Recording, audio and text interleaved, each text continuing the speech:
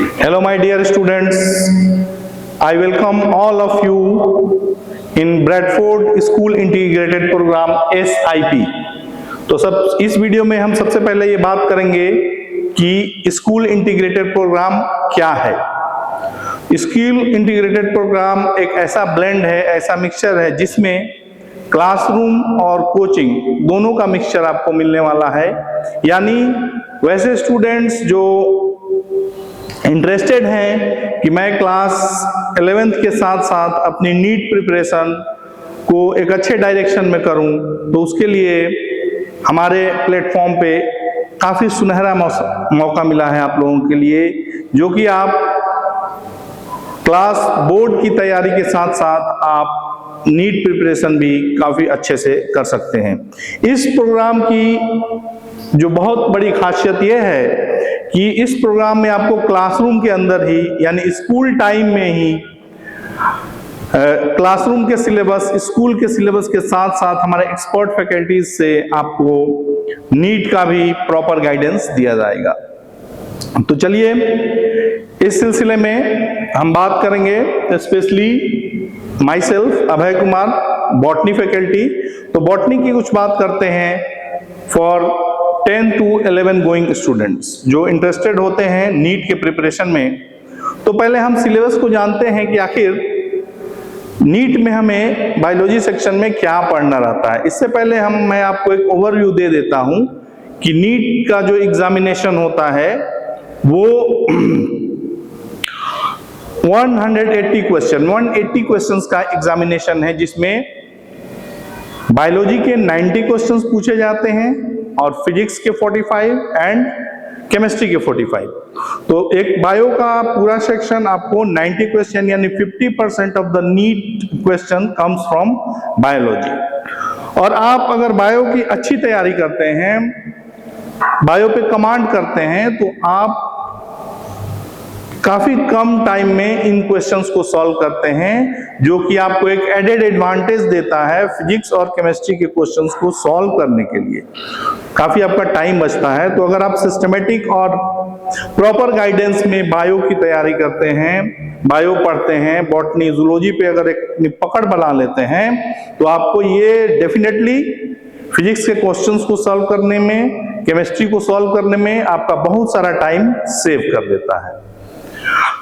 तो चलते हैं, देखते हैं कि आखिर जो 10th में आपने पढ़ा, 9th में पढ़ा, उससे नीट का सिलेबस क्या है, कैसे डिफरेंट है, उसके बारे में हम लोग डिस्कस करते हैं। क्योंकि तैयारी से पहले हमें तो ये जानना होगा कि क्या पढ़ना है, क्या पूछा जाता है, और हमारे पिछले क्लास की जो भी स्टडी है, जो भी हमने ज्ञान अर्जित किया है, उससे ये कैसे रिलेटेड है।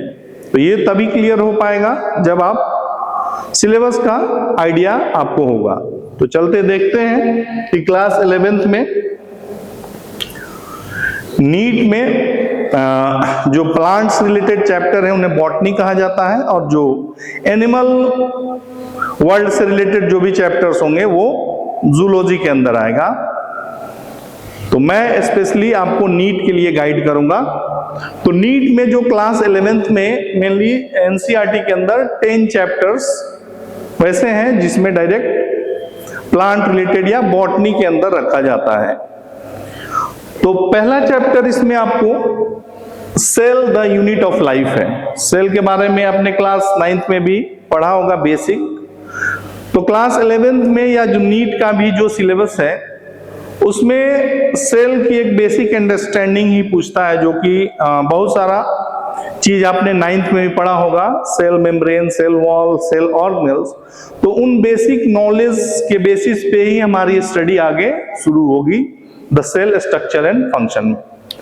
इसके बाद जो सेकेंड चैप्टर है वो cell cycle and cell division है। सेकेंड चैप्टर, इस चैप्टर में बेसिकली हम जो सेल होता है, कोशिका होता है, वो एक सेल से 2 सेल कैसे बनते हैं, इसकी डिटेल प्रोसेसिंग हमें इस चैप्टर में करनी है, कैसा होता है। जैसे सेल डिवीजन के मेनली 2 टाइप्स, माइटोसिस, मियोसिस आपने सुना होगा। तो माइटोसिस, मियोसिस का डिटेल डिस्कशन, कैसे प्रोसेस कंप्लीट होते हैं। तो ये cell cycle and cell division. तो ये दो इनिशियल जो चैप्टर्स हैं, these are going to be alphabets of your biology. अगर बायोलॉजी में कहीं भी कोई भी चैप्टर उठाते हैं तो सेल रिलेटेड डिस्कशन आपको मिलेगा ही मिलेगा। तो ये काफी इंपॉर्टेंट चैप्टर और बेसिक चैप्टर्स हैं जिसे डिस्कस किया जाएगा।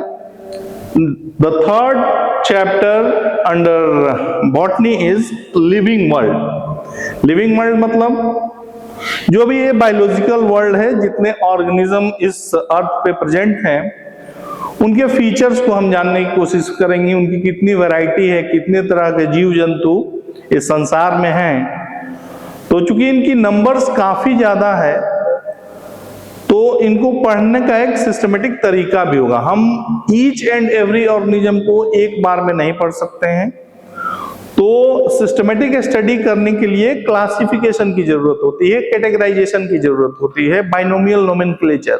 तो ये सारी चीजें हम लिविंग वर्ल्ड के अंदर सीखेंगे कि कैसे एक large group of plants, animals, organism को हम कुछ कैरेक्टर्स के बेसिस पे उनको अलग अलग ग्रुप कर दें और फिर उस ग्रुप के बेसिस पे हम उनका सिस्टमेटिक स्टडी करें, जिसे हम सीखेंगे द लिविंग वर्ल्ड में। इसके बाद जब हमारी ये अंडरस्टैंडिंग हो जाएगी तब हम एक एक ग्रुप को डिटेल में पढ़ेंगे, जिसके अंदर हमारा ये चैप्टर होता है बायोलॉजिकल क्लासिफिकेशन। तो बायोलॉजिकल क्लासिफिकेशन में हमने बेसिकली क्या किया है कि जितने भी ऑर्गेनिज्म अभी तक इस पृथ्वी पे डिस्कवर्ड हुए हैं, जिनके बारे में हमें जानकारी मिली है, उनको 5 क्लास में, 5 किंगडम में डिवाइड कर दिया गया है। यानी कोई भी ऑर्गेनिज्म आप इस प्लेनेट पे उठा लो, वो इन्हीं 5 कैटेगरी के अंदर कहीं ना कहीं आएगा। तो कौन सी कैटेगरी है? Monera, protista, fungi, Plantae and animalia. तो ये 5 जो किंगडम है, 5 किंगडम सिस्टम के अंदर पूरे ऑर्गेनिज्म के बारे में हम उनकी बेसिक फीचर्स, उनका क्लासिफिकेशन पढ़ सकते हैं। तो ये काफी इंपॉर्टेंट चैप्टर बन जाता है। और जो 5th चैप्टर है ये स्पेसिफिकली प्लांट किंगडम पे बेस्ड है। यानी क्योंकि बॉटनी प्लांट के बारे में स्टडी करते हैं, इन्हें वनस्पति विज्ञान भी कहते हैं। तो प्लांट किंगडम के बारे में डिटेल डिस्कशन, फिर प्लांट जो पौधे हैं, जो वनस्पतियां हैं हमारी, उनका फिर कैटेगराइजेशन, वो कितने ग्रुप्स हैं, फ्लावरिंग प्लांट है, नॉन फ्लावरिंग प्लांट है, टेरिडोफाइट हैं, जिम्नोस्पर्म्स हैं, एंजियोस्पर्म्स हैं। तो इनका डिस्कशन हम करेंगे प्लांट किंगडम के अंदर। ये तो हुआ थ्योरेटिकल नॉलेज। अब जो भी हमने सीखा है इनका अब हमें डिटेल डिस्कशन करना है। यानी डिटेल का मतलब क्या होता है? उनके टिश्यू लेवल के डिस्कशन, उनके फीचर्स, एक्सटर्नल फीचर का डिस्कशन। उनको हम अब कुछ कैरेक्टर के बेसिस पे पहचानना भी शुरू कर देंगे। अगर मैं 4-5 कैरेक्टर बताऊं और उस बेसिस पे हम ऑर्गेनिज्म के क्लास तक पहुंच सकते हैं।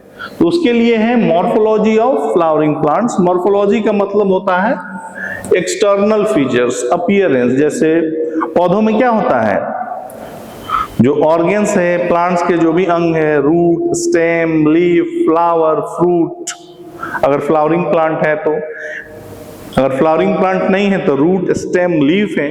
तो इस रूट, स्टेम और लीफ के फीचर्स को बेसिस पे हम ये आइडेंटिफाई कर लेंगे कि ये पौधा किस कैटेगरी के अंदर आएगा। क्या वो एल्गी है, क्या वो ब्रायोफाइटा है, क्या वो टेरिडोफाइटा है, या वो जिम्नोस्पर्म है, या वो एंजियोस्पर्म है। तो ये सारी चीजें हम देखेंगे मॉर्फोलॉजी ऑफ फ्लावरिंग प्लांट्स में। इसके बाद हमने एक्सटर्नल फीचर्स तो देख लिया। इसके बाद हम पढ़ेंगे एनाटॉमी। एनाटॉमी में हम क्या पढ़ेंगे? उनके टिश्यू लेवल की स्टडी करेंगे। अगर स्टेम है किसी पौधे का तो उसमें जो सेलुलर अरेंजमेंट होगा, अगर हम माइक्रोस्कोप में अगर उसको स्टडी करेंगे, उसके सेक्शंस को काट के, तो उनका जो अरेंजमेंट होगा सेल्स का, उस सेल के बेसिस पे फिर हम उसको प्लांट को कैटेगराइज कर सकते हैं कि वो प्लांट मोनोकॉट है, डाइकॉट है, हर्बेशियस है, श्रब है। तो ये हमारा जो डिस्कशन होगा वो एनाटॉमी का मतलब ये होता है internal structure of an organism या tissue level study of a organism, living organism is called anatomy. ये सारी फीचर्स जानने के बाद तब हम ये समझ पाएंगे कि आखिर कोई भी अभिक्रिया, कोई भी फंक्शन किसी पौधे में, प्लांट में कैसे होता है। जैसे कि फोटोसिंथेसिस, काफी पॉपुलर नाम, काफी पॉपुलर टर्म, काफी इनिशियल क्लास से ही हमें फोटोसिंथेसिस के बारे में जानकारी मिलती है, पढ़ना शुरू कर देते हैं। प्रकाश संश्लेषण मतलब पौधे कैसे अपना भोजन बनाते हैं, how do plants make their food. तो थ्योरी में तो हम लोग पढ़ लेते हैं, बट एक्चुअल में ये रिएक्शंस हैं, ये बायोकेमिकल रिएक्शंस हैं जिसमें कि वाटर और कार्बन डाइऑक्साइड लीफ के अंदर कंबाइन करके कार्बोहाइड्रेट यानी ग्लूकोज का सिंथेसिस करते हैं। तो इस प्रोसेस को हमें काफी डिटेल में पढ़ना है, एक एक इसकी हिस्टोरिकल बैकग्राउंड भी जानेंगे और इसके एक्सपेरिमेंटल फाइंडिंग्स को भी हम पता करेंगे कि आखिर फोटोसिंथेसिस हो रहा है तो उसको हम कैसे ऑब्जर्व भी कर सकते हैं। तो फोटोसिंथेसिस में डिटेल डिस्कशन हमारे फंक्शनल पार्ट का हो गया, यानी ये चैप्टर कहलाएगा फिजियोलॉजी ऑफ प्लांट्स। जैसे फिजियोलॉजी ऑफ एनिमल्स होता है, जैसे हमारे प्रोसेस है डाइजेशन, रेस्पिरेशन, लोकोमोशन, वैसे ही पौधों का भी ये फिजियोलॉजिकल एक्टिविटी है जिसे फोटोसिंथेसिस। नेक्स्ट चैप्टर है इसके बाद हमारा रेस्पिरेशन बच्चों आप लोग पहले जानते भी होंगे। जैसे जनरल टर्म में रेस्पिरेशन किसे कहते हैं, अगर लेमैन में कहें तो रेस्पिरेशन का मतलब सांस लेना, श्वसन। लेकिन ये पूरी तरह से सही नहीं है। रेस्पिरेशन का जो डीपर मीनिंग होता है वो सेल से रिलेटेड होता है, सेलुलर रेस्पिरेशन, यानी एक कोशिका के बेसिस पे जो हम रेस्पिरेशन डिफाइन करते हैं उसमें कहते हैं कि ग्लूकोज का ब्रेकडाउन, जैसे ग्लूकोज एक मॉलिक्यूल है, कार्बोहाइड्रेट है, तो उसमें केमिकल बॉन्ड के फॉर्म में एनर्जी तो है, बट वो एनर्जी यूटिलाइज कब होगा, वो एनर्जी तभी यूटिलाइज होता है जब ग्लूकोज ब्रेक करता है, उसके बॉन्ड्स ब्रेक करते हैं, वो छोटे छोटे टुकड़ों में टूटता है, तब उससे एनर्जी निकलती है। तो the process of breaking of glucose molecules and release of energy is called as respiration.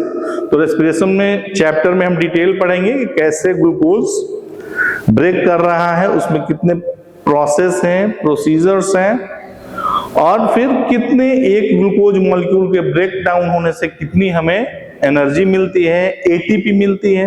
ATP का मतलब होता है, एटीपी को कहा जाता है बच्चों energy currency of cell.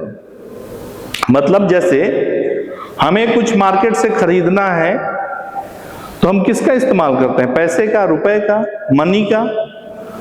But अगर ये लिविंग वर्ल्ड के सिस्टम की बात करें, अगर हमारे शरीर के अंदर कहीं एनर्जी की डिमांड होगी तो उसमें जो करेंसी का काम करेगा, जो मॉलिक्यूल जो तुरंत आपको एनर्जी प्रोवाइड करता है किसी भी बायोकेमिकल रिएक्शंस को कंप्लीट करने के लिए, तो वो एक मॉलिक्यूलर चेंज होता है। तो वो जो पर्टिकुलर मॉलिक्यूल होता है उसी को हम कहते हैं एटीपी, एडिनोसिन ट्राइफॉस्फेट, और उसको energy currency of a cell भी कहा जाता है। यानी सेल का एनर्जी करेंसी है, रुपया है। सेल का रुपया क्या है, एडिनोसिन ट्राइफॉस्फेट। सेल की कोई भी एक्टिविटी कहीं घट रही है तो वो एटीपी के फॉर्म में एक्सचेंज होता है एनर्जी का। ये सारी चीजें हम रेस्पिरेशन के अंदर सीखने वाले हैं। और जो ये लास्ट चैप्टर है, 10th chapter, plant growth and development. Plant growth and development, growth का मतलब क्या होता है और डेवलपमेंट का मतलब क्या होता है। तो ग्रोथ मतलब बढ़ना, मतलब कोई भी पौधा बिल्कुल जब उसका जन्म हो रहा है, ये जर्मिनेट हो रहा है, तो उसके बाद उसकी लाइफ कैसे प्रोसीड कर रही है, कैसे वो बड़ा हो रहा है, कैसे उसमें पत्तियां निकल रही हैं, फिर उसका स्टेम बढ़ रहा है, स्टेम मोटा हो रहा है, फिर एक पर्टिकुलर एज के बाद उसमें फ्लावर फ्रूट्स भी आ रहे हैं।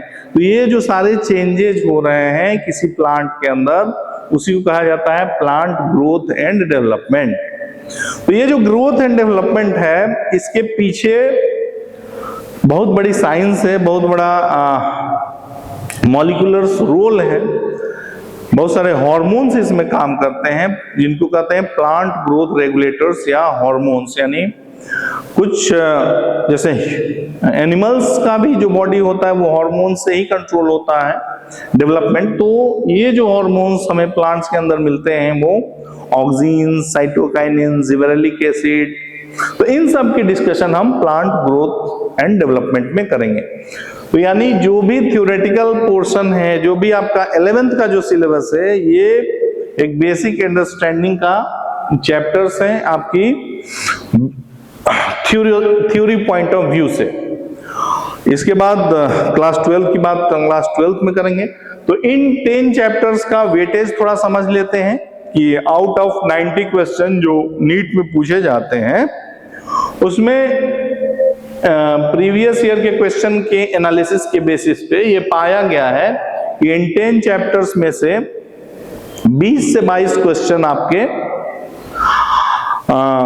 कंफर्म हो जाते हैं। अगर इन 10 चैप्टर्स को कर लेते हैं तो बॉटनी के, जो कि बॉटनी के चैप्टर्स हैं, उसमें 22, 24, 25 क्वेश्चंस का वेरिएशन होता है कि आप कितने क्वेश्चंस डन हो जाएंगे। तो आपने सिलेबस तो समझ लिया, अब थोड़ी सी चर्चा को आगे बढ़ाते हैं और जो cell the unit of life है, जो आपने क्लास 9th में पढ़ा भी होगा, उसको हम डिस्कस करते हैं। ठीक है, तो चलिए, सेल मतलब हिंदी में क्या कहते हैं इसको? कोशिका। कोशिका नाम सुना होगा, कोशिका भी कहा जाता है। तो सेल एक्चुअली इनिशियल जो डिस्कशन होता है सेल के बारे में, इनको कहा जाता है यूनिट ऑफ लाइफ। यूनिट मतलब जैसे कोई बिल्डिंग है, कोई घर है, तो बहुत सारे ईंट को जोड़ जोड़ के बना होता है। तो हम एक बिल्डिंग को कैसे डिफाइन कर सकते हैं? It is a unit of, या it is made up of bricks. यानी ब्रिक्स क्या हो जाएंगे? एक घर के लिए उसकी एक इकाई हो जाएंगे। तो उसी तरह ये पाया गया कि जो सजीव हैं, लिविंग ऑर्गेनिज्म हैं, उनका भी शरीर कुछ छोटे छोटे टुकड़ों को जोड़ के बना हुआ है। अगर उसको हम किसी भी पार्ट को, लिविंग ऑर्गेनिज्म को, सजीव चीज को, उसके किसी भी ऑर्गन को अगर हम माइक्रोस्कोप में देखते हैं तो हमें यह दिखता है कि कोई भी पार्ट हो, लीफ हो, स्टेम हो, रूट हो, फ्लावर, फ्रूट, तो वो छोटे छोटे यूनिट से बन के सबका निर्माण हुआ है। तो वही होता है सेल। तो सेल क्या है? एक यूनिट ऑफ लाइफ है, स्ट्रक्चरल एंड फंक्शनल यूनिट के नाम से हम ये कहेंगे। तो सेल क्या है? पहला discussion, it is the unit of life.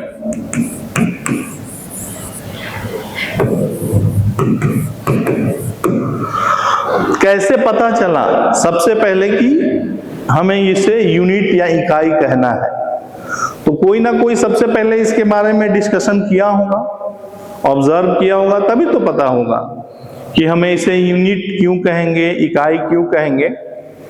तो ये unit of life structural features और फंक्शनल फीचर्स के बेसिस पे, स्ट्रक्चर मतलब किसी भी ऑर्गेनिज्म का जो बॉडी है उसके कंपोजिशन, वो कैसे बना है, वो उसका क्या हो गया? Structural component of an organism. तो cell the unit of life में हमें दो टर्म पे जाना होगा, एक तो इसका स्ट्रक्चरल फीचर्स और दूसरा फंक्शनल फीचर। तो सबसे पहले स्ट्रक्चर की बात करते हैं। ये यूनिट कैसे ये यूनिट ऑफ लाइफ है, बात तो होगी। तो सबसे पहले ये स्ट्रक्चर प्रोवाइड करता है किसी भी ऑर्गेनिज्म का बनाने में, यानी जो भी निर्माण हो रहा है, जो भी डेवलपमेंट हो रहा है किसी भी ऑर्गेनिज्म में, मान लीजिए कोई एक बीज है वो जर्मिनेट हो रहा है, कोई हमारा एक पत्ता है वो बढ़ रहा है दिन पर दिन, तो क्या रहा उसमें कहीं ना कहीं सेल्स ऐड हो रहे हैं, सेल्स उसके बढ़ रहे हैं। तो स्ट्रक्चर, तो पहला फीचर ये सेल ही सारे ऑर्गेनिज्म का निर्माण करता है, यानी यहां जो लाइफ लिखा हुआ है, लाइफ का मतलब क्या हो जाएगा, लिविंग ऑर्गेनिज्म। लाइफ मतलब लिविंग ऑर्गेनिज्म के लिए लाइफ लिखा गया है। जीवन का मतलब क्या होता है, जीवन हम लाइफ हम कैसे डिफाइन कर सकते हैं, उसके लिए कुछ लिविंग भी तो होना चाहिए, कोई ऑर्गेनिज्म भी तो होना चाहिए, कोई जंतु, कोई पौधा। तो जब भी हम सेल की बात करेंगे तो उसके लिए हमें लिविंग ऑर्गेनिज्म का होना जरूरी है। अगर कोई लिविंग ऑर्गेनिज्म नहीं है, कोई भी सजीव नहीं है, तो हम फिर सेल का कोई भी डिस्कशन वहां है होगा ही नहीं, नॉट एप्लीकेबल। तो ये लिविंग ऑर्गेनिज्म क्या होते हैं, तो इनको मोटे तौर पे 5 किंगडम्स में जो डिवाइड किया है उसको हम लिख लेते हैं, जिससे कि आपका कॉन्सेप्ट हरदम क्लियर रहेगा कि लिविंग जब भी बात होगी तो लिविंग या तो मोनेरा होगा, मोनेरा मतलब बैक्टीरिया।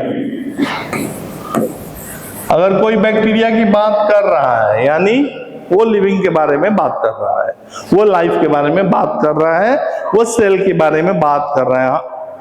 अगर बैक्टीरिया है तो हम सेल के बारे में डिस्कस कर सकते हैं।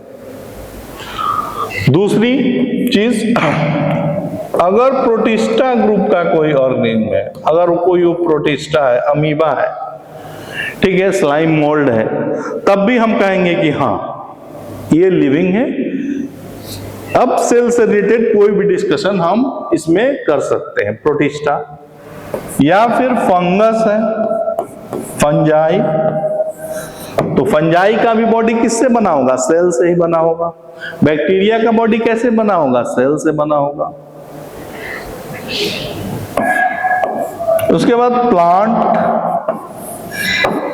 तो जो भी प्लांट्स हैं, वनस्पति हैं, उनका भी जो शरीर कैसे, शरीर मतलब root, stem, leaf, flower, fruit जो भी हैं, वो किसी प्लांट का निर्माण कैसे होगा, कोशिका से ही हुआ होगा। यानी अगर मेरे पास प्लांट है, मेरे पास कोई पौधा है, तो हम उसमें सेल से रिलेटेड बहुत कुछ डिस्कस कर सकते हैं।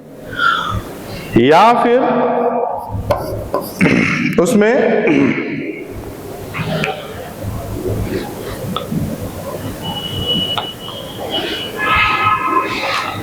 One second,